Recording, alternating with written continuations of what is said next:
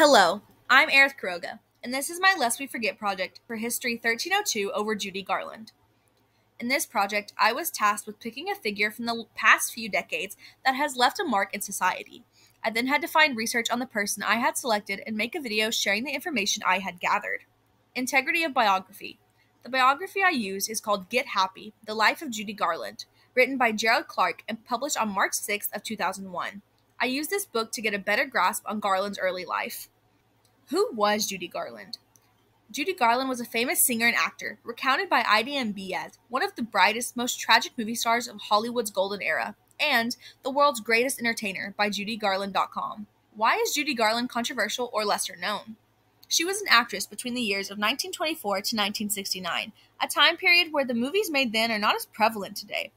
The way Garland was treated on the set of one of her most famous movies and people not believing her led to her being shunned from the community. Garland's future drug problems are also a contributing factor as to why she is not talked about much. We will get into the last two topics later on in this presentation. Personal background. Born as Frances Ethel in Great Rapids, Minnesota, on June 10, 1922, to a show business family. Her parents were named Frank and Ethel Gum, and she had two sisters. Later in life, Garland would be married 5 times and have 3 children, but I will go into more detail on that later. What did Garland do to be remembered in history? She was a famous singer and actress in her time, acting and singing in one of the most iconic movies, The Wizard of Oz. Even after her passing, Judy helped the stigma on addictions and revealed how young women were treated on movie sets back then. Get Happy: The Life of Judy Garland, recounting of Garland's early life. The disappointed parents gave her the first name of Frances. For her second name, they chose Ethel. For context, her parents were disappointed because they had wanted a boy, but instead had a daughter, who they named Frances Ethel, who would become Judy Garland. As the youngest, she was known as Baby, and Baby was the name to which she answered. While Judy's real name was Frances, she had been going by the name of Baby or Babe in her personal and professional career as she started acting at the age of 2. More and more, bookers and managers were asking not for the 3 Gums, but just one, the youngest.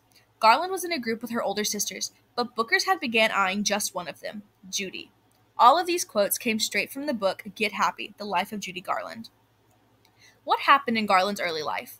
In 1926, Garland's family moved to California, and while her parents said it was to help her career, it was reported that Frank, her father, had been having relations with underage boys at the time in Great Rapids. As previously stated, Judy began performing at age 2 in a singing and dancing act with her 2 sisters.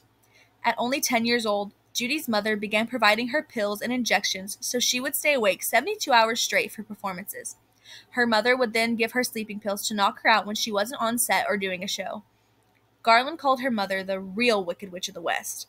At age 13, Garland was signed by MGM, and studio head Louis B. Mayer had deemed Garland overweight, so they put Garland on an only chicken broth and cottage cheese diet, along with giving her amphetamine-based diet pills.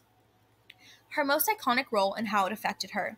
In Get Happy: The Life of Judy Garland, Clark wrote, having paid $75,000 for film rights, MGM could make of The Wizard of Oz exactly what it wanted. Garland was only 16 when she was given the role of the movie's lead character, Dorothy Gale from Kansas. While on set, according to Garland's ex-husband Sid Luft, Garland was groped by the actors playing the Munchkins. They thought they could get away with anything because they were so small, Luft wrote. They would make Judy's life miserable on set by putting their hands under her dress. The men were 40 or more years old. With all the pills she was given, along with the stress of filming, this film is the one that started Judy's drug addiction. While the film began her lifelong addiction, it also shot her up in the ranks of stardom.